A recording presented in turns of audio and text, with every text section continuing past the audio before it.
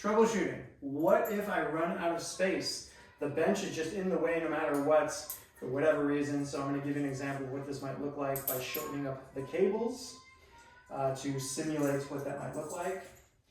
Again, for most people, just being on the longest setting most of the time is probably fine, but there are certain movements where you'd want a shorter cable handle. So now I've got this kind of artificially short version of it, and bonk, I run out of room. Well, actually, I don't run out of room there. Let's say I run out of room. There it is, I run out of room right there. That's fine.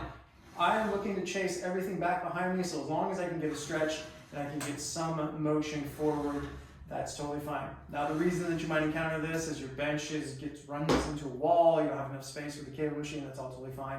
Again, as long as you were chasing back behind you there, this is the range that I'm interested in. Anything that's beyond into here, not super important. What if you're short on room in general? Well, again, you can move this back, and as long as, well, I might even shorten it up a little more, as long as I can get some semblance of stretch, that would be totally fine.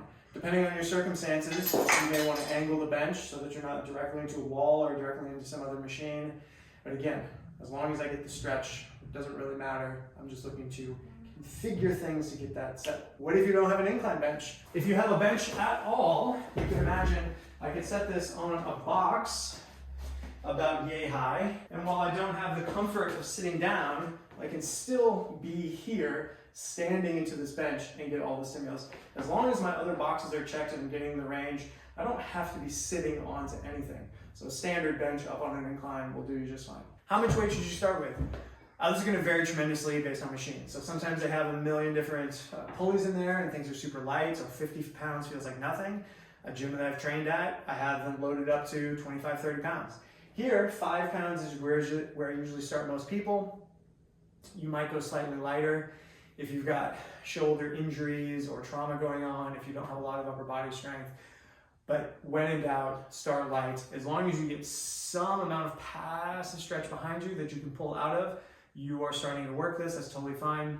The mistake would be to throw on 25 pounds, which I did when I first started doing this, because I was like, well, 50 pounds doesn't sound like much. I can bench press 225, so what's 50 pounds? Way too much in this context on this machine. So when in doubt, go light.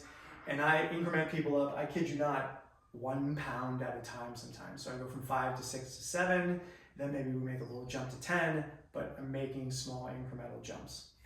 I would do the same with anyone that came in here until they proved to me that they could handle the range completely pain-free and not be grimacing as they go back. This should be, to some degree, an easy activity in that you're not going in here going, all right, set of 8, cranking out 8.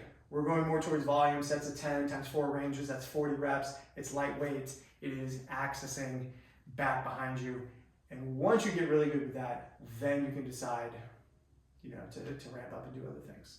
Hopefully that helps the common things that you might encounter. Hopefully you're off and running, and I can't wait to hear about how this is working for your shoulders.